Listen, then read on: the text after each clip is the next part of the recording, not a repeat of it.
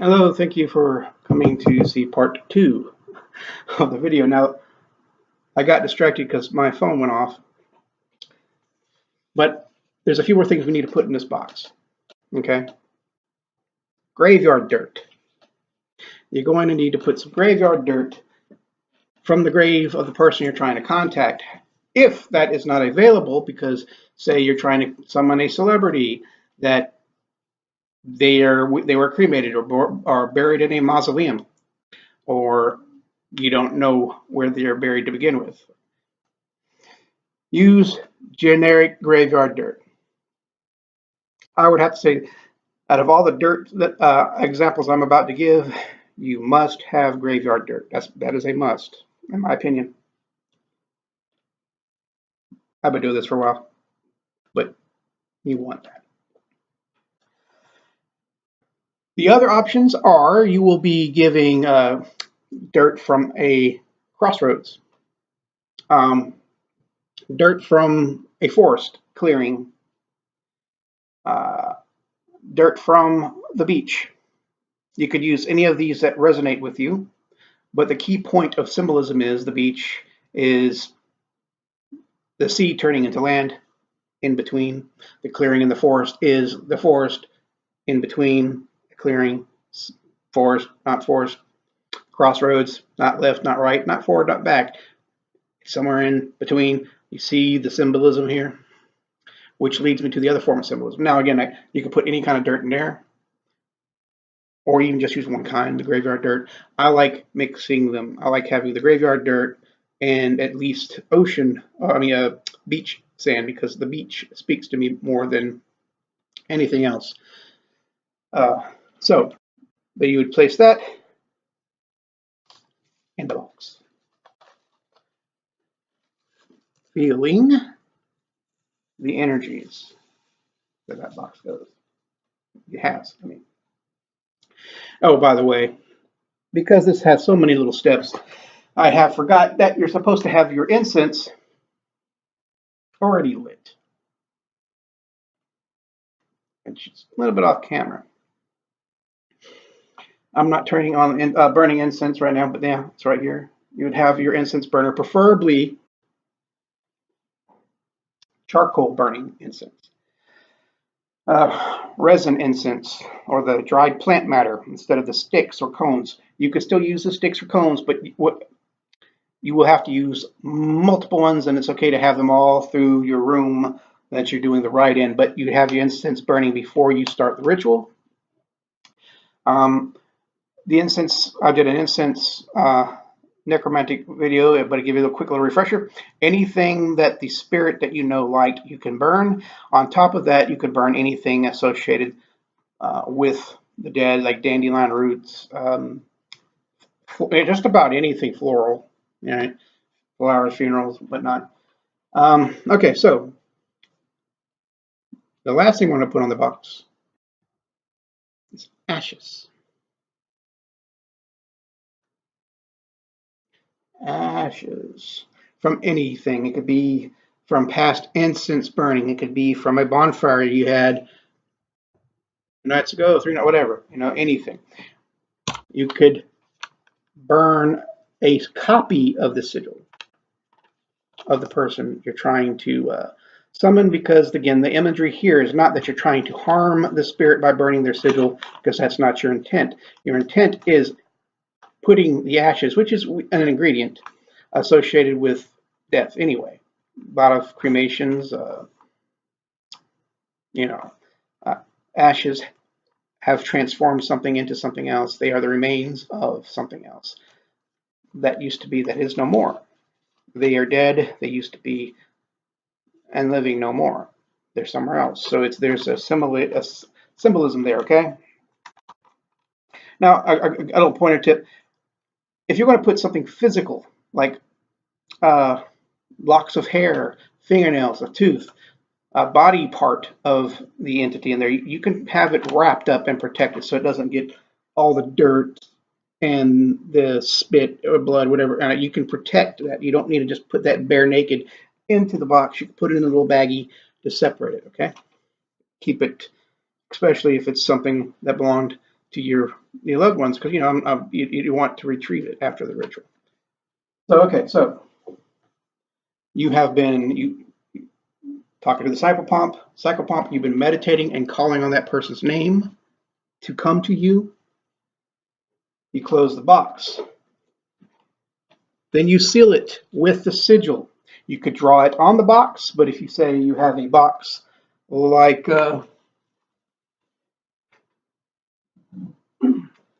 my cute little soul box, well, you can't write on this.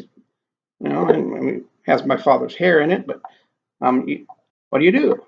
Well, you place the sigil on top of the box. Okay, so we're just going to do that.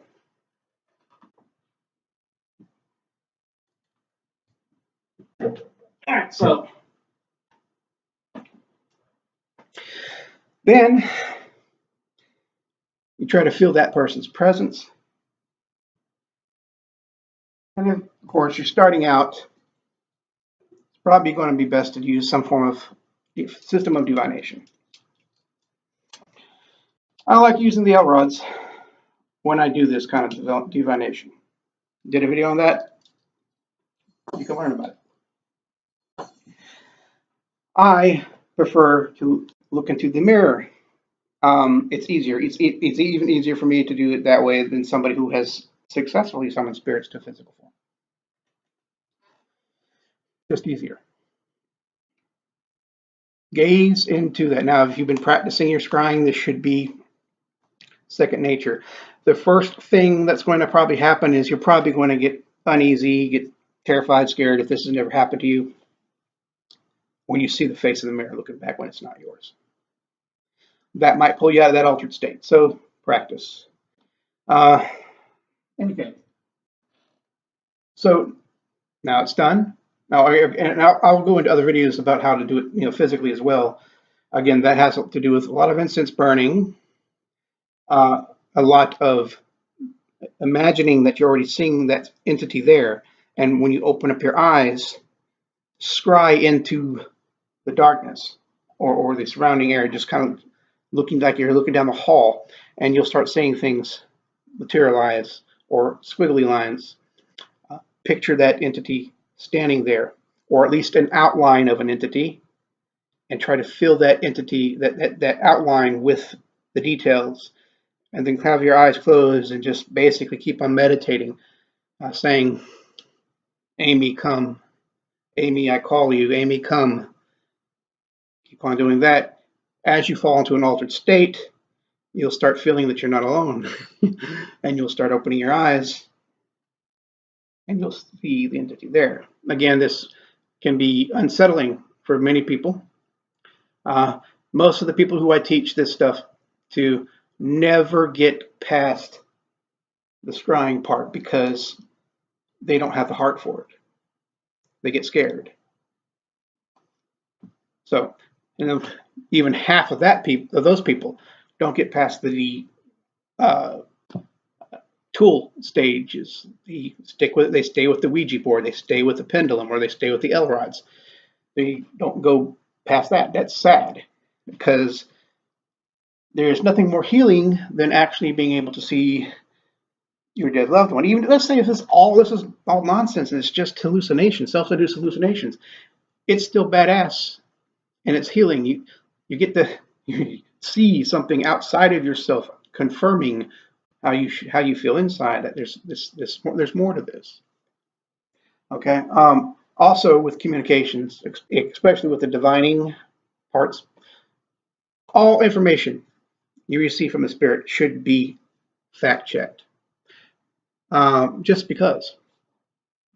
Half the time, spiritual communication can be difficult for learners and for people who have already learned. The thing is with this idea is that a lot of human error, because spirits don't always, or for some reason, again, I'll do videos on this too, they can't always communicate the way you want them to or you expect them to. They just don't always come up to you and say, hey, what's up, bro? Hey, here's what's going on.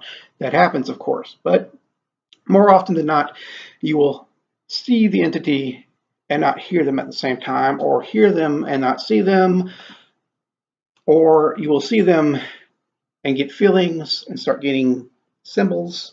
Uh, think of it as a bad modem. In order to send a lot of information over a modem that has low capacity, you have to be creative, and that's why most of the time, because it's also going through your subconscious mind, uh, you're the connection, regardless of what you put in the box. You're the connection, and because of that, there's going to be a lot of human error because you are the modem, right? And these spirits have to be creative and sometimes give you symbols or flashes of information. It's easier to send a quick little picture than it is a long paragraph with or sound and motion. You know what I'm saying? So that's where a lot of the problem comes in with people who get information from a spirit and are wrong because they misinterpret it. So always fact check before you take things as fact, no matter what. So, okay, after that is done, you give the spirit permission to reside in the box for as long as you'd like it, or as long as they would like. However, that way, if you need to talk to them, you just do a quick little form of protection, set it on your altar, address them, and start talking away. So this is where they'll stay. This little thing will be their anchor to this world. Okay? Now, sorry if this was, you were expecting lightning strikes and, hands coming out the ground or some shit, but people, when they get drawn to the occult, they tend to over glorify it. Okay?